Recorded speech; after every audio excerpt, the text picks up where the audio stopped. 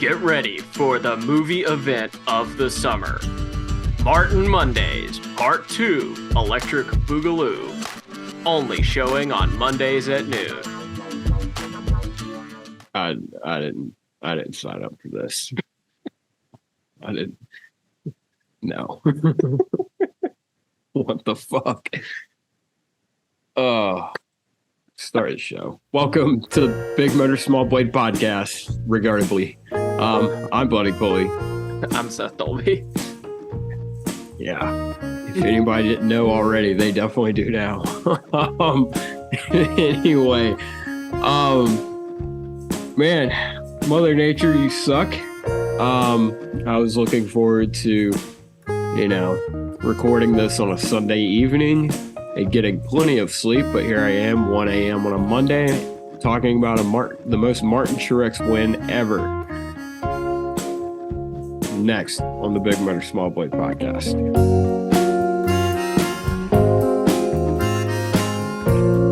Can you tell I'm thrilled to do this? It sure sounds like it. Yeah. Did you have to work today, or did you use your Dale Jr. note to get out of work? No, my Dale Jr. note doesn't work. That's fucked. Yeah. That sucks. Yeah. Yeah. Oh, well. Okay. I got to listen to it. Oh, I say got to. I did listen to it. Hey, man. My boss doesn't know, but I did. I guess I have a better job than you because I sat, close your ears if anybody from work's listening. I definitely sat in the office. Well, no, I sat up front most of the day and watched it. It was a slow day. Yeah. Anyway. That is fair. Yeah. Someone came by at one point. I had my phone in my bag, and he looked at it for half a second. He goes, "Are you listening to the race?" I was like, "Yep." Walked away. Yeah, dude. What is this? This is at least the third race in a row that's been affected by weather, right? Third, and then the national race got bumped up half an hour or whatever because they were worried about it. That's right. So yeah, technically, I guess 4. Yeah, man. I mean, it's the middle of summer. I mean, what do we expect? Guess, but I don't know. It is weird to me. Chicago happened, so this is kind of me cheating, but it does seem like it's a large amount of the time. Saturday goes off without a hitch, and then Sunday's a washout. Okay, we did have the 600 too, but historically, it's always kind of felt that way. Saturday's totally fine. I don't know why it seems like more in the past couple of years, it's like the amount of races that have been affected by weather is just astronomically high. 2020, oh my God. Yeah, I think I totaled it up in the first 7 hours of delay. Yeah. I think 2020 was worse too because so many of the races were run in the mid-spring to early summer portion just because we were trying to bake so much up. So I think that made it worse. But anyway, it ran on Monday, so it was already a foregone conclusion that Martin Truex Jr. was going to win the race. It was also New Hampshire, where Gibbs is historically great, especially in the past couple of years. And Martin was kind of the fastest thing off the truck. So if they would have said, we're not going to run the race, that's fine. I'm kidding. I would have been upset because I thought Christopher Bell had this in the damn bag, and the son bitch had to go and wreck himself and finish one spot behind your pick, which is the biggest crock of shit. He still only finished one spot behind Ryan Preece? Yeah. God. I laughed so hard when Bell wrecked just because of the picks. And then to find out it was still that close. Literally because, you literally said on the show last week, when you picked Preece, you're like, damn, Bell's going to have to wreck. And Bell wrecked, and I was like, you got to be fucking kidding me, man. My luck right now is incredible. Now, to be fair, let's be clear here. I was 12 points back at some point. I was having a pitiful start to the season. Yeah. And now you're let's look. There was there was it should be 32-26. It is. Yes. But there was one point where I was like, damn it. Did I really get burned by not picking Chase Briscoe today? That's going to piss me off. Oh, yeah. Really wish you would have picked Eric Almirola. Wait, hold on. Let's talk about that for a second. His team flat out lied to him. So okay, so I didn't see it. All I heard so what happened. What happened was he gets off pit road as the leader, and he's swerving. He's swerving on the apron, as soon as he comes out of the pits, and he's like, "Is this thing loose?" And they're like, "Nah, should be good." He goes into turn one, and the damn thing, you see the lug nut go off into oblivion, and Eric Almirola wrecks, and Eric's like, "What happened?" Yeah, we didn't get the wheel tight. I'm like, you just told him you got it tight. You lied to him. He knew it. He knew the wheel was coming off. And Drew Blickensderfer is the most overrated crew chief, first of all. Second of all, hilarious that it happened to Eric Almirola. And third of all, this is just the most Stuart Haas 2023 situation I've ever seen in my life. The whole thing is so dumb. He better get suspended for that too. I mean, he has to, right? I would imagine, but I don't know. If the nut came off, then I don't. Did the wheel Alex actually Bowman ever got come his spot off? back today after full on wrecking, so I don't know what the fuck the rules are anymore. Yeah, they didn't. Unless I wasn't paying attention at that exact moment, which is entirely possible. I had to take my earbud out a couple times, but no, I remember when Bowman wrecked. I don't remember them saying anything about that on the TV broadcast. So the first time I heard about that was when I was listening to the teardown on the way home. I didn't realize that happened at all. Yeah, it was a weird thing. I don't really. Maybe they didn't realize he was getting his spot back and didn't say anything about it because of that. I don't. I don't know. I mean, I don't know. I don't know. I don't know about that one. But yeah, the Eric Almirola thing is just. Yeah, so if you know you didn't get it tight, why would you rather him go in turn one and wreck the race car than have come back down pit road? I don't know. I don't know if you're that unsure too, you just send him off into assured, destruction. So, I mean, I don't know. If I'm Eric, I'm going up to Tony and Gene and be like, retiring. Hey, well, I'm like, hey, I did you guys a favor this year by coming back because you guys can't afford for me not to go or for me to leave at this point. He needs to go. Can't. I just point at Drew and be like, he needs to go. Like, get out. The only thing Drew Blickensderfer has ever done is win the Daytona 500 with Matt Kenseth. And the week after. Yeah. Yep. And then, I guess he was McDowell's crew chief on McDowell. Yeah. Some bitch has won 2 Daytona 500s. Wow. That is it. And done basically nothing else. That is it. That is Michael Waltrip level. Well, guess what? The 34 is better now that they have someone else. Go. Yeah, no, I'm starting to believe Michael McDowell's an all right driver. Not the greatest dude in the world, but all right driver. I mean, definitely seems like he should be getting a look for the 10 car next year. It might be a step down. Yeah, I was about to say, hell no, I'm not going to Stuart Haas Racing. But if I'm Stuart Haas Racing, I'm looking at what they've done, especially with the revolving cast of personnel over there, and I'm thinking, damn, maybe this guy has, I don't know, an eye for team building. I don't know. Yeah. I'd be thinking about bringing him in, especially in their situation right now. Yeah, but if I'm Michael McDowell, I ain't moving. No, I mean, you're in a playoff spot right now. Yeah.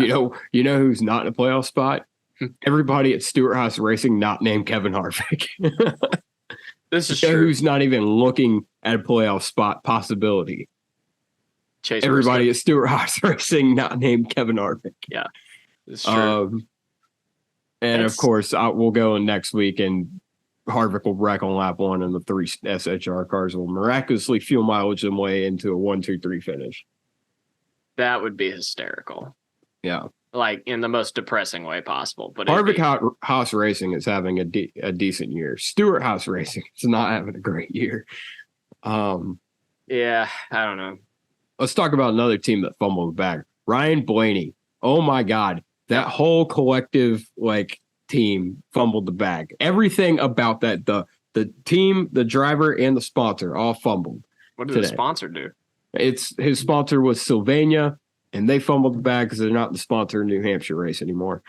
And then Ryan Blaney, I watched him 3 times do this. He got with that car length of Martin Truex Jr., and he didn't get in dirty air or anything. He had a lane to himself.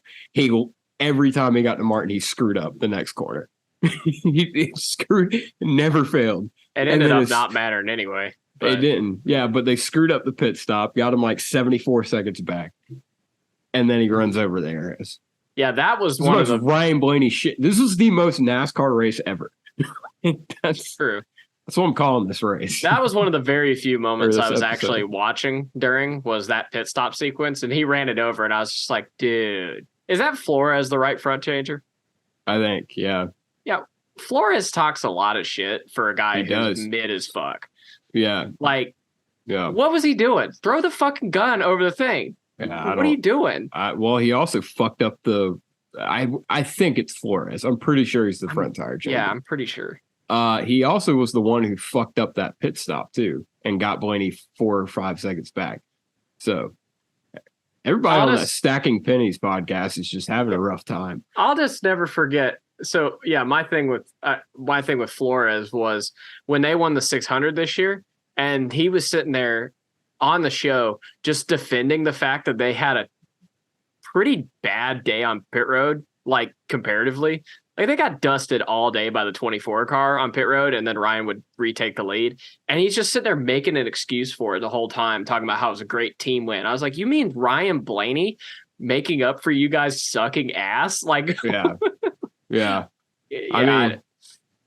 I didn't get it. I didn't understand. That team historically wins and loses as a team, so I can see where this discrepancy was, because normally if that team screws up, Blaney also screws up too.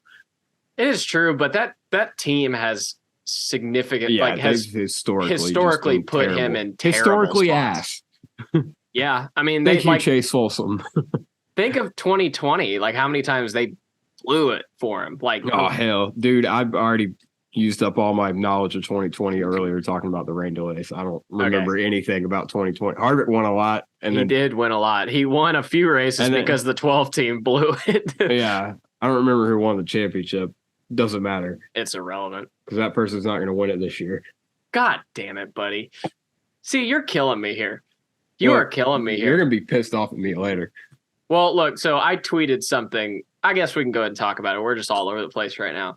I thought we were going pretty good pace. Yeah, we're good pace, but we're all over the damn place, which I'm not complaining about. I'm just saying. Good. Go ahead. What are we talking about? I'm about to talk about Chase Elliott. No. I want to say, let's talk about Martin Truex. Let's talk about Martin Truex. So he won today. It's a Monday. I was honestly shocked to find out he'd never won at Loudon. I forgot. I was. They said that, and I was like, y'all are. I was like, who? What fucking jack off got that information wrong? It's there's no way. Yeah, and he has. He won a Busch race there. Well, okay, that doesn't count. Hey, man, not in this. Some bitches won a Busch race at Mexico City, but he hadn't won at New Hampshire. Truex was really good in the Busch Series there for a while. He's pretty damn good in the Cup Series. He's pretty good in the Cup Series. I'm just saying, him having a random Busch win somewhere is not surprising in any way. Yeah.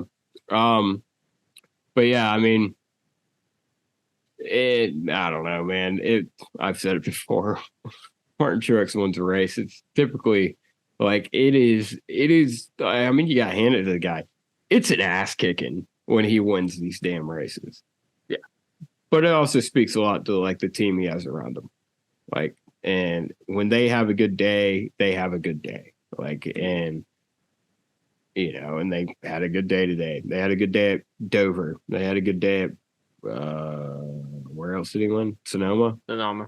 Yeah, I mean he Did he probably sweep the stages in all three of those? I have no clue. Okay. For the sake of this, I don't remember. For the sake of this conversation, yes. Okay. I don't know. It was probably did. He either did or it was close. Like someone might have stayed out on strategy at Sonoma or something. But yeah. Anyway. I don't know. I don't know what else to say about Martin Truex. I mean, it's nothing. It's the same. Every time he wins, it's the same race. It is the same race. I swear to God. It's such a foregone conclusion when Martin Truex wins a race.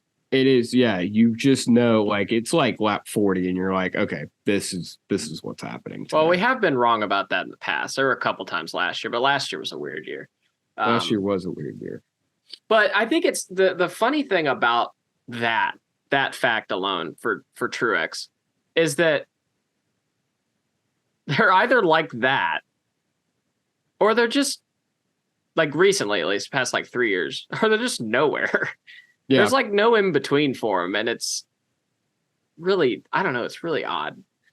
I think I don't know if it's James Smol, because it definitely seems like that's been the case ever since James came aboard. And I think it's partially, I think Martin's obviously a little bit disenchanted with racing, which is also remarkable that he's doing as well as he is, because clearly he had one foot out the door last year. So, I don't know. I mean, you look at Martin Truex, I mean, he's been around what? It's 2006. 2006 was his first full year. Yeah.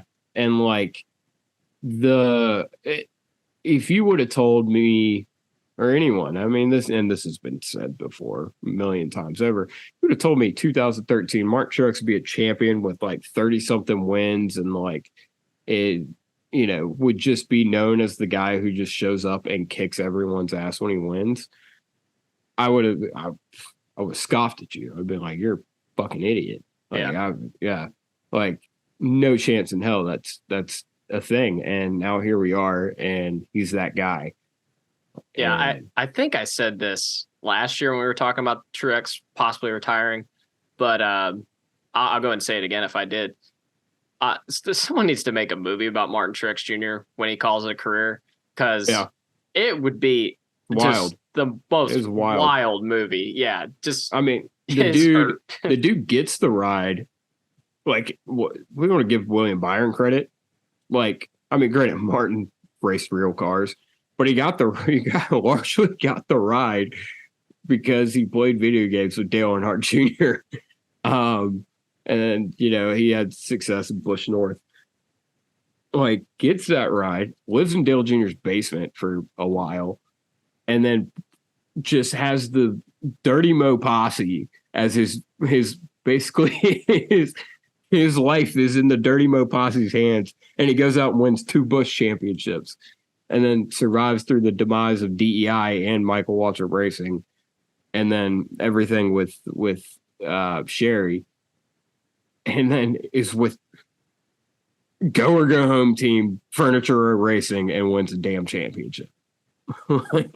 And the weird thing about the Furniture Row thing, the Furniture Row part itself, you can make it its own movie if you want to do 2 parts, because they had that really good year the year before with Kurt Busch, and Truex gets in that ride, and we're all kind of thinking, oh, okay, yeah, he'll do pretty good. And they just have the worst year in 2014, and we're all thinking, oh, Truex is like on his way out. Oh yeah, this is it. This is it for him. And then the rest is history. Like, it's just.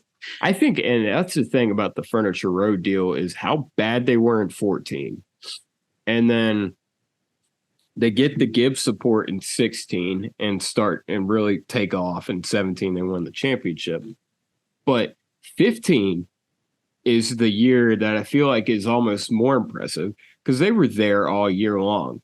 And obviously they won Pocono, beat Kevin Harvick. That was annoying. A lot of people beat Kevin Harvick that year. Yeah, a whole lot of people beat Kevin Harvick that year, and a whole lot of people shouldn't have. Fucking 28 top 5s, my ass, or whatever he did. like 23 top fives. something like that. Yeah. Yeah. And then they make the Final Four that year. I mean, I don't feel like that doesn't get talked about enough. Like I feel like that's even more impressive than the Ryan Newman thing from 14 is. I mean, yeah, the difference is that they were a lot better than Ryan Newman that year. So maybe it's like less surprising, yeah. I guess. Yeah. But still, I mean, the fact that he made the Final Four and then, and now, I mean, realistically, the biggest thing to ever happen to Martin Truex's career was Cole Pern. Yeah. Cole Pern comes in 2015, and that team picked it up. I mean, they obviously were not the lights out fast that they were in 2016, and they were inconsistent as all hell in 2016. But that was the key acquisition, and then they added the Toyota thing. So it was a compounding. Yeah, it was a compounding thing, and I don't know. It's a really, honest to God, like I think people get too caught up in the boring nature of Martin Truex's wins or whatever. His story is outstanding. Like one of the craziest stories, I think. If you didn't whine so much on the radio, I'd be way more excited about it. I don't even know if he whines as much more than any other driver. He did it today. Okay, whatever. I felt, dude, when they said that, can we make a rule? No, I mean, I laughed really hard. I laughed, right. and yeah, like I felt him. I was like, yeah, I feel you, dude. Yeah. I don't know. Yeah, but no, I mean, I watched too many Radioactives where him and Kevin went at it so many damn times, and him just crying about whatever. Anyway, great dude. No, I mean, yeah, you're right. I mean, the story of Martin Truex is something. Is something that, I mean, literally, it would be a movie script. I mean, curtains might be closing on that too. You see what I did there? Yes. I feel like not even reading the damn quote. I had the quote down from the media center earlier today. But then I listened to the teardown as well, and I'm like, oh, well, they did it too.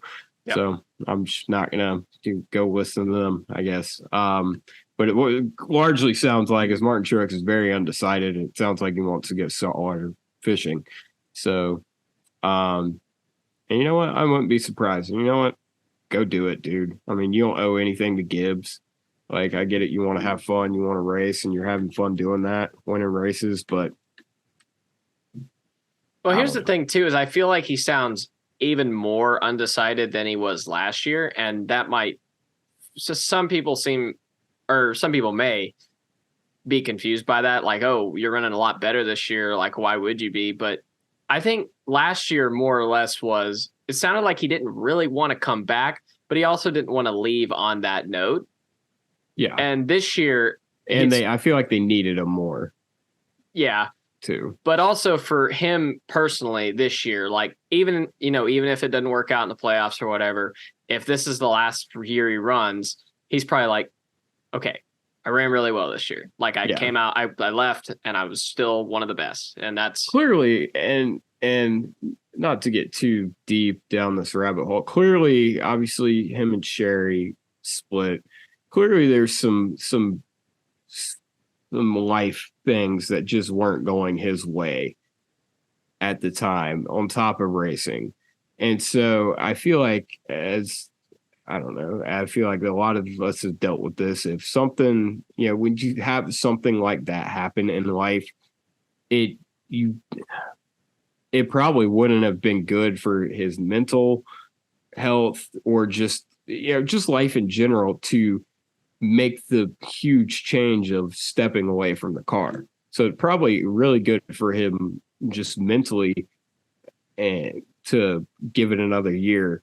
And he's also having success. So that, obviously compounds the effects of that. And so I think he's undecided, but I think he'll be more content with the decision that gets made. Yeah. Do we want to say what we think? I think I don't know, man. I don't know what to think about this. I was convinced he was last year, and then he didn't. Which I think largely because Kyle Busch, they couldn't get that deal worked out. I think that played a huge factor in him not or him returning. I think you have John Hunter Nemechek waiting in the wings. I think the only hiccup could be Bass Pro Shops. Obviously, that's very much a Martin sponsorship. I don't know what their deal would be, but I think he probably hangs it up. Yeah, that's where I'm at right now. I think it sounds like he sounds satisfied. Yeah, with his career. Yes. Yeah. So I think he's about done. I think he's done. He's either done or he's going to announce next year's his last year is where I'm at with it. I think that's the only other option. Yeah. I'm gonna ask you this question. It's a dumb question. Is Martin Truex a championship favorite? As much as anybody else. Yeah, thank you for saying that. Because last week, William Byron was the championship favorite in everyone's eyes. Yeah. You know what that tells me? Newsflash, no one fucking knows. You never know who the damn championship favorite is. I think he's above Byron. Literally a year ago,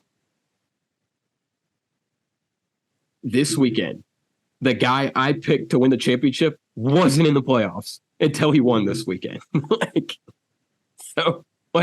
I don't want to. I picked Chris. Final race comes around. I picked Chris Rebel to win the championship, and a year ago he had to win to get into the playoffs, and I would have told you he would have been out in round 1 or round 2.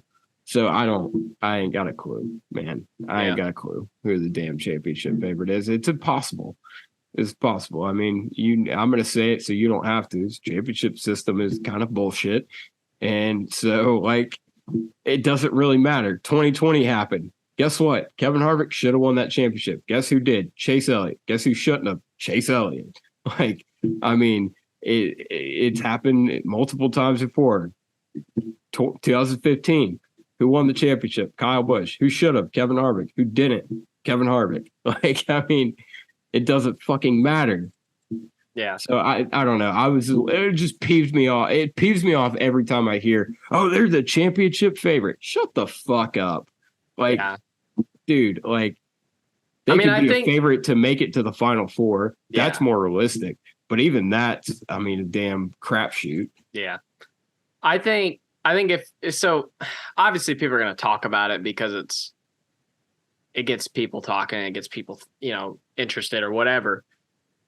So if you want to break it all the way down, then you could say, yes, Martin Truex out of the guys who are, say, the top 4, I guess, even though Byron did win Phoenix, I think the likelihood of Truex going into Phoenix in November and winning is higher than Byron doing it. Yeah, again. I was about to say, I think if you were to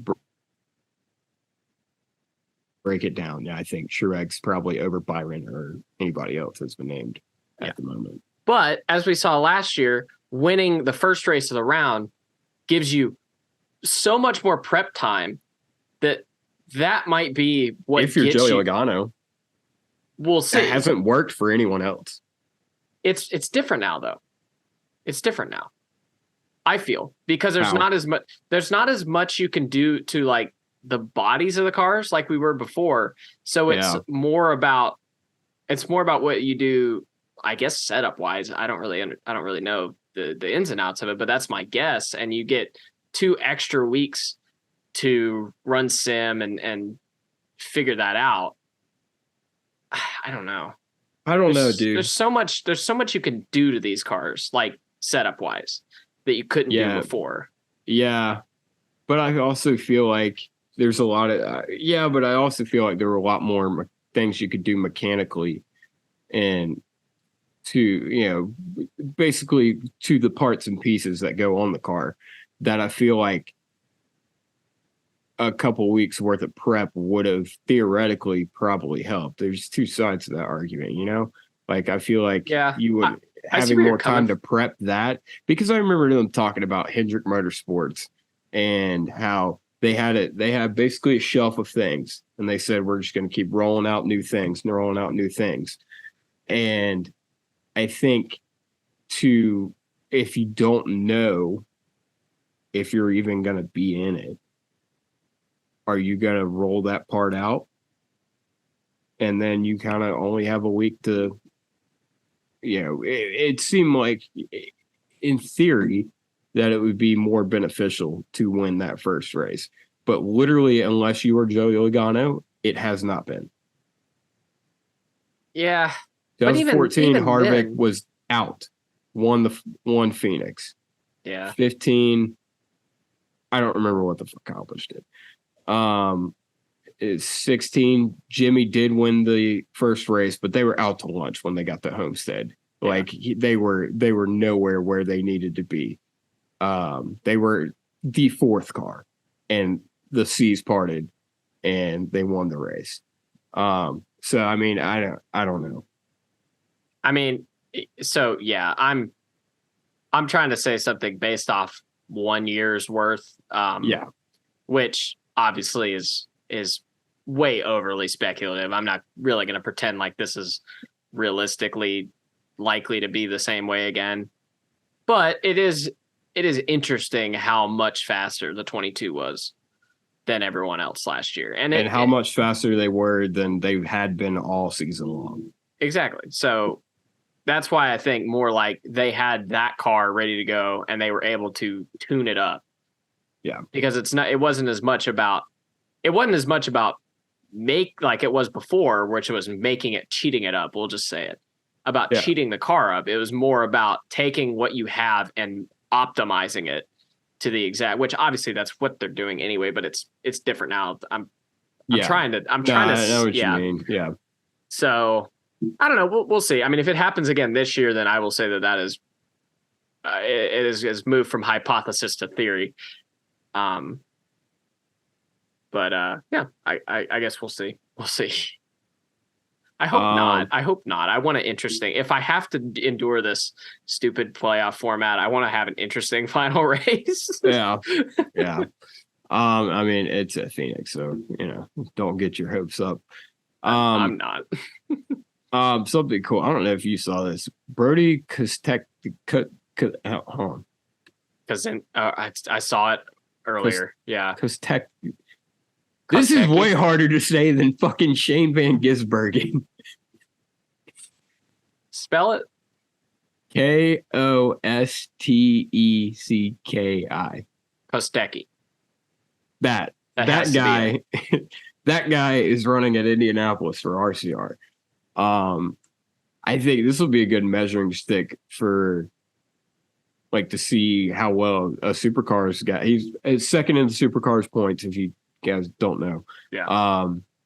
And so obviously comes from the same series as Shane Van Gisbergen. He's actually 2 spots ahead of Shane Van Gisbergen in points right now in the V8 supercars. And he's going to run the 33 car for RCR at Indianapolis. And I don't know. This will be a fun measuring stick for Shane Van Gisbergen and just really the field to see how the field for NASCAR and supercars to see how their guys really stack up. A larger sample size.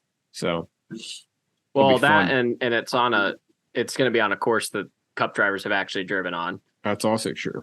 Or a type of course, I'll put it that way, since no one had driven Shane hadn't driven Chicago either. Yeah. So yeah, I'm really excited to see how he stacks up. I'm really kind of nervous for the Cup guys because if they get waxed, then I'm almost worried about Kamui Kobayashi as well too. I think he's going to be pretty damn good too. Mm-hmm. So it'll be fun. I think Indy will be interesting. I think the only good thing if a couple of those guys come in and Oh, if it rains, oh, Oh boy. But if it's run normally and Brody Kostecki and Kamui Kamui Kobayashi. Kobayashi come in and wax our guys, then I think it could be a good thing because then maybe they'll all look back and be like, okay, what the fuck are we doing wrong here? Be Well, I like, mean, these are it's the our same. cars. Well, it's the same as like when Ron Fellows and Scott Pruitt and Boris said came in, and obviously they never won, but they came in and largely, did better than most of the field. Yeah. And they used that. They looked at that and figured out how to be better. And so, I mean, it's kind of another wave of that, I feel like. Hopefully a lot of guys are studying SVGs on uh, boards and data if and they're everything. not, like, yeah. if Chevy doesn't have like a absurd advantage going into Indianapolis, Yeah. they should they should look in the mirrors. Yeah. But yeah, so that'll be fun. Yeah, I think that's all I had. Let's go to the playoff grid. Let's see. So the battle for the last couple spots, obviously 15th and 16th, Chris Buescher's damn near 100 points ahead of the cut line. So, I mean, unless hell freezes over, he's pretty much in. Bubba Wallace is 15th now, plus 2 points above the cut line. McDowell 16th, plus 1 point. Daniel Suarez minus 1 point in 17th. Allmendinger minus 20. Ty Gibbs minus 41. Alex Bowman minus 42. Anybody below that, they are not pointing their way in, so it doesn't really matter. Obviously the line's fluctuating between Bubba, McDowell, and Suarez every week. Suarez had a pretty subpar day. I think it's just a product of Trackhouse because if you look at Ross, he didn't do well either, and they typically don't do well on these flatter tracks. Michael McDowell had another Michael McDowell day, just did what he does, and then Bubba had a sufficient day, I guess. Going into Pocomo, I ain't got a clue. I still feel there's a lot of people saying it's down to these three guys. This shit's wide open. Yeah, I mean, Allmendinger's only 20 back, and we have 2 road courses and a super speedway left. Like Ty Gibbs, if like has to be someone to look at Watkins Glen. Like how is he not?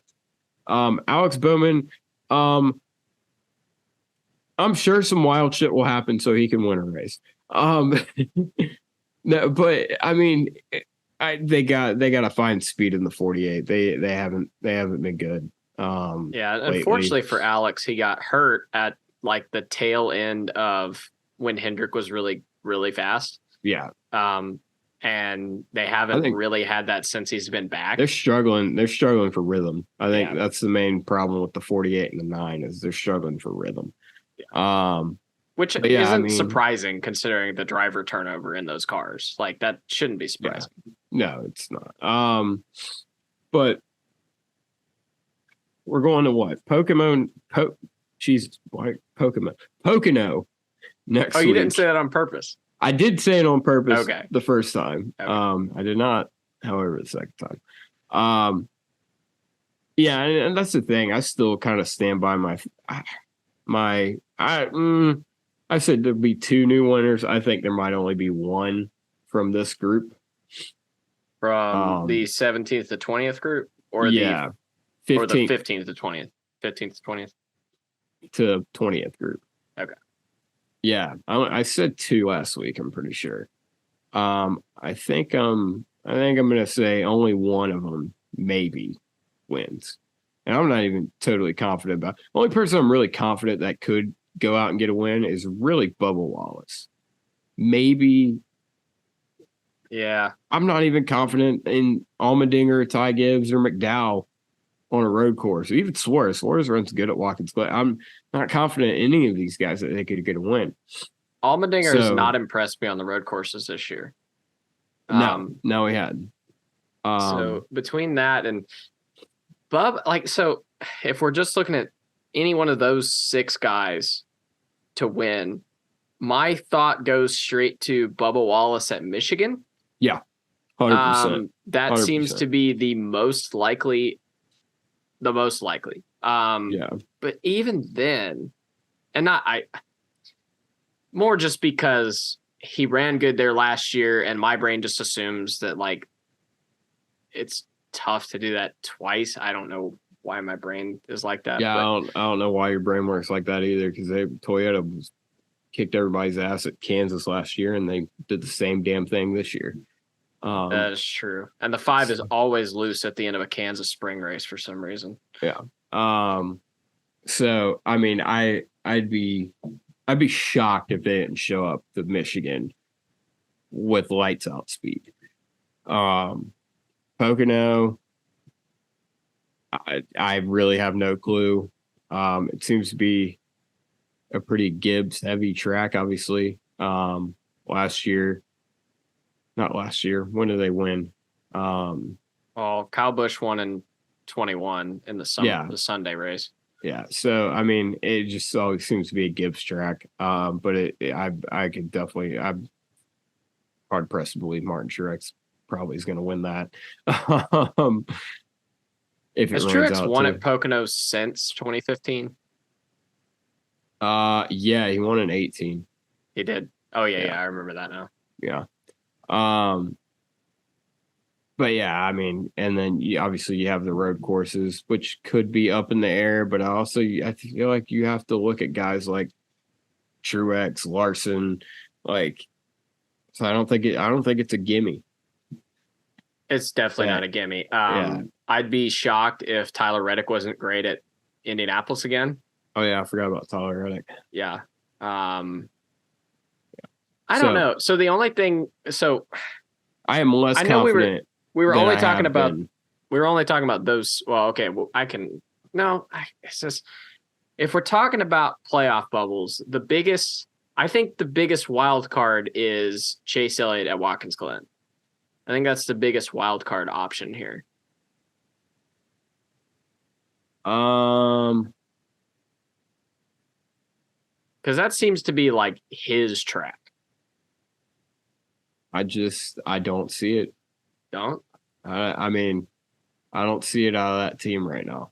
Like, I don't necessarily disagree with you. And like Jordan Bianchi, who I'm trying to make my nemesis, but like he said, it's been over a year since they won a regular race.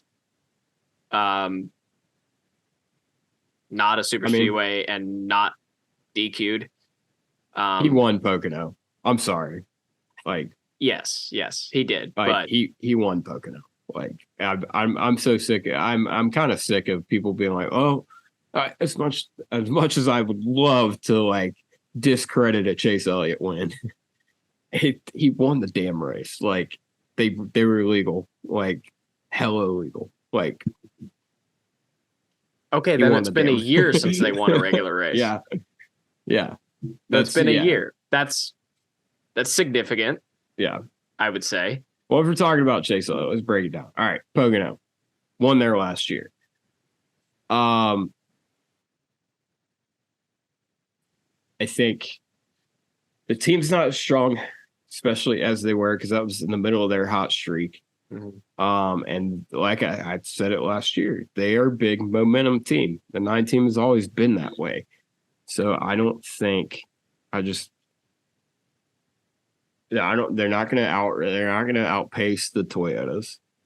I'd be hard pressed to believe they're going to outpace Kyle or William really right now at Pocono. I think that kind of rules Michigan out of it. He's not very good at Richmond at all. Indianapolis, I think there's too many guys better than him at Indianapolis. I think he'll be good. I think he definitely has those Watkins Glen and Indianapolis circled, but he doesn't have the Chase Elliott 2020, 2021 road course. I'm going to come in here and kick your nuts in that he had back then. Yeah, that's because he had better brakes than everybody back Yeah. Um, I just I don't. He ain't gonna win. I'm gonna say it, he ain't gonna win. Chase Elliott is probably gonna miss the playoffs this year.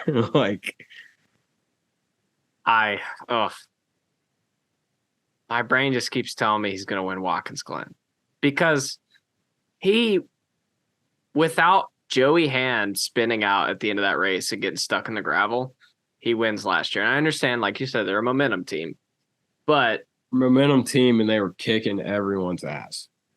so here's my They thing. finished second at New Hampshire last year. They finished like 50th today. Like, they finished 12th, but oh well, they ran 50th. Yeah, they were not very good until they were able to flip the strategy. But yeah, so I saw a tweet from Carnation, who's just has always the world's best takes. Oh yeah, yeah. But yeah, he's good takes, that Carnation boy. But anyway, yeah, it was about how down the 9 has been this year.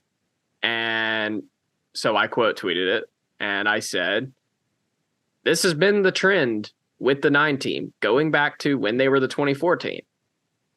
Basically, ever since 2011, this has been the trend. They're good one year, they're down the next, they bounce back the next year, they're down the next.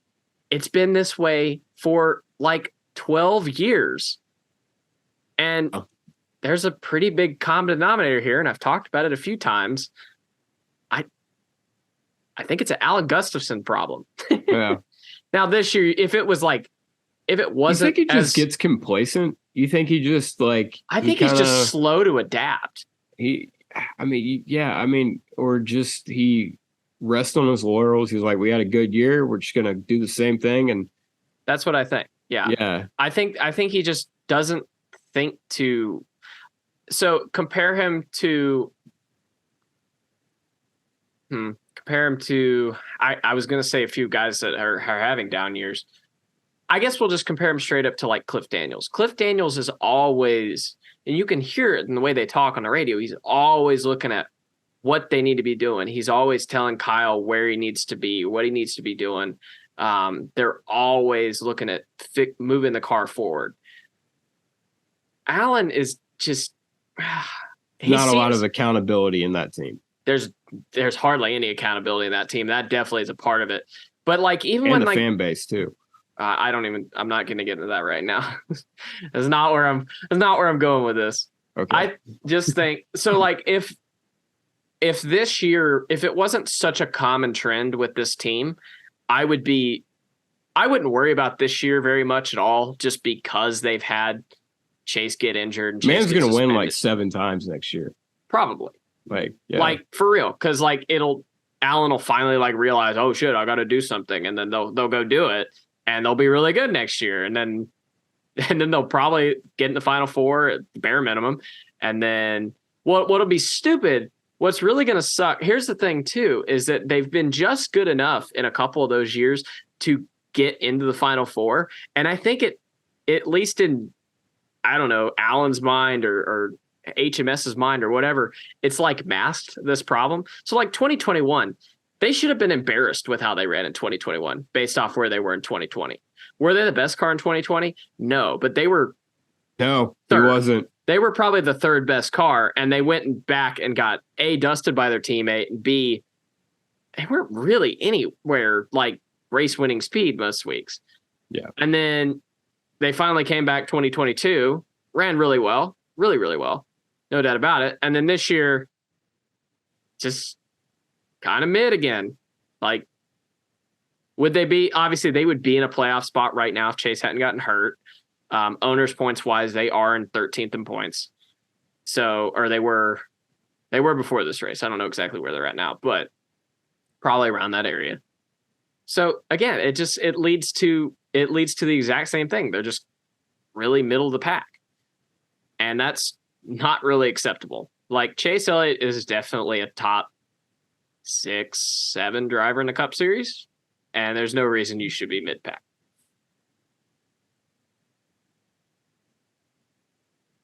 Yeah. So Alan Gustafson needs to go. I'm just going to say it. He needs to go.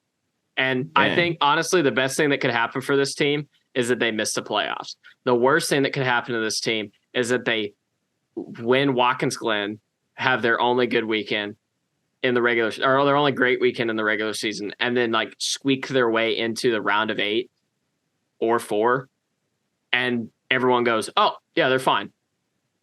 Yeah. When that's not the case. So the best thing that could happen to this team is to miss the playoffs, I think, because they'll totally revamp the team, I think. Yeah. Hell, I don't know. Yeah. Yeah. Or maybe they won't. Maybe they'll look at it and go, "Oh, no, Chase missed like 7 races this year, so you're fine, Alan. You're doing great." Well, I feel like there's a lot of that going on too, which I think it definitely I think they're more off than they have been in years past. Yeah. And so I think that's a lot of it because of Chase being out. Other than that, new tire at New Hampshire. What do you think? I don't know. I didn't get to watch much of it. Oh, okay. I was listening. That's right. I forgot. I thought it was fine. I can't seem to remember the tire last year. I know that the tire wear was not as minimal as some of the teams thought for whatever reason, because obviously the 19 and the 4 threw the race away at the end of last year because they went for a 2-tire stop with like 100 to go or whatever the hell it was. Or not 100, like 60 to go. Yeah. And totally threw the race away. And the 5 team did not take tires. They only took gas, and they threw the race away like they were going to have a top 5 or something. And then the race was won on 4 tires. So I don't know how much of an issue tire wear was last year. Yeah, I don't know. I feel like it was obviously the first race with this new tire. I feel like the tire wear was good. You could hang on with 2 tires, but the 4 tires definitely prevailed after 8 or 10 laps. And the racing today was, I thought it was great. Like, there were guys, you were all over the damn track. It was definitely like a top groove heavy, but there were several different lanes that you could run, or different ways to get around the corner, whether you diamond the corner, whether you enter high and cut down, or, just run the top the whole way around. And so I thought that was interesting. And it seemed like it seemed like it was dependent on what kind of tires you had on and what part of the run it was. So with that, I feel like the tire wear was better. So, but I'd like to see it on a track that, like Richmond, for instance. Like, obviously, Richmond always has high tire wear, but even more. Yeah, they were running significantly higher than I remember them ever running at New Hampshire, which is really cool. Yeah.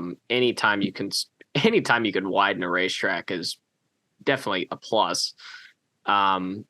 So yeah, I would love to know if we're bringing this tire to Bristol. That'd be nice. I would imagine a variation of it. Yeah. Yeah. I don't know if it'd be the same tire, but hopefully bring it to Martinsville. Yeah, definitely bring it to Martinsville. Looking forward to seeing it at Richmond. Again, like you said, it's already super high tire wear, so I don't know how much difference it'll really make. I guess we'll see. We did see Bell almost win the race last year, making an entire extra stop at the end. Yeah. So, yeah, I don't know. Richmond wasn't our problem. Richmond was a good race, both of them last year. I don't want to hear anything about it. Yeah. So, that might be more viable now, actually, if the tire wear is even higher. So, yep. I think that's all I had. Sundress and dumbass. Sundress, I don't know. Yeah, I was trying to think of one of them too. The lobster. Love a good lobster. You know they killed him, right? You don't think Martin threw him back? Martin doesn't seem like the catch and release type. No, Martin doesn't seem like catching release guy. He seems like Lobster, the he had a good seems life. like the Martin seems like the catch and cook immediately kind of guy. Hey man, I love a good like lobster mac and cheese. Oh, I'm trying to think if I don't think I've ever had lobster. yo, what? I've only had crab. Bro, we're gonna have some lobster. We're gonna have some lobster. I remember getting the seafood treatment one time, and I was like, I don't know. It didn't do much for me. Seafood treatment? Yeah, like you've never eaten seafood. We're going to a seafood restaurant and you're eating it right now. And we ordered like everything. And I'm never looking at an oyster again. They're not chicken. Yeah, oysters suck. Yeah, they're overrated. No. Yeah, you're definitely a chicken tenders type of guy. I went to Cheddar's when I was in Atlanta. I meant to mention this last week. Cheddar's is fucking good, dude. So is Cheddar's kind of like a Hooters, like food wise? It's like I'd compare it to like an Outback. Or like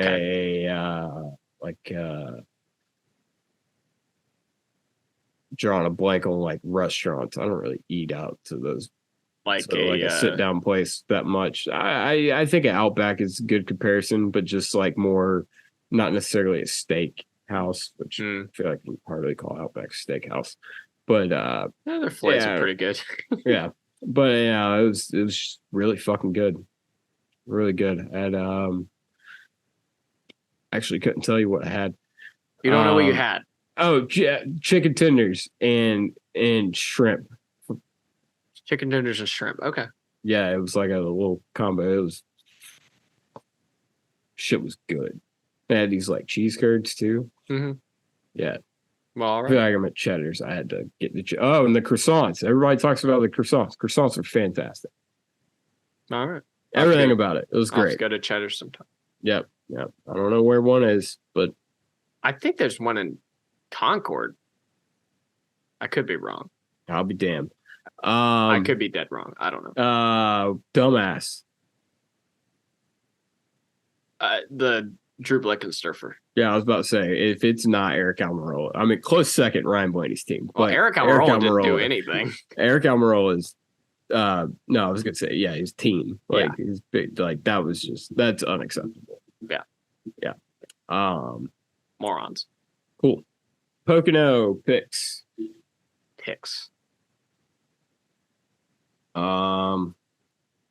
Ooh. I think I still have. Okay. Pocono is next week, right? Yes. Okay. Oh, am I picking first? I was waiting. I just, when you lose like 3 weeks in a row, I let you go first. Oh. And I'm going to go with, man, this is tough. What do you think, Seth? Who do you think is going to be good? Who do you think is going to be good at Pocono? The guy I'm picking. Who are you picking? Oh, I'm picking Denny Hamlin. Oh, okay. Well, I don't have Denny Hamlin, so that doesn't affect me. The last time I picked Denny Hamlin, he won, so I'm hoping for that again. I'm gonna go with.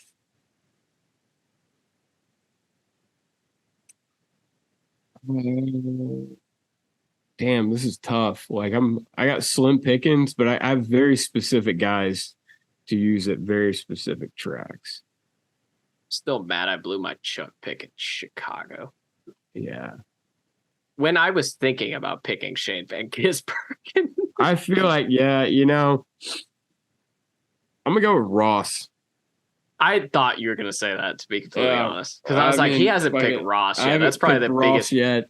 So that was like the biggest hitter other than Chuck that you hadn't used at all. Well, I don't have Chuck. I thought I had Chuck. I don't have Chuck anymore. No, I picked him at whatever fucking race, Sonoma. Oh yeah. Yeah, that was dumb. Yeah, I know. And I also still have Truex. You do? Yeah, because he won Dover. Oh yeah. Yeah. So, Damn you. Yeah, I'm gonna pick Ross. Nothing is surefire, clearly, because I picked Christopher Bell to beat Ryan Preece at New Hampshire, and it didn't happen. So that's been the show. I'm Buddy Coley, and I'm upset. And I'm Seth Dolby, and I'm leading the points. Mondays for Martin. Part 2. Electric Boogaloo. Y'all have fun.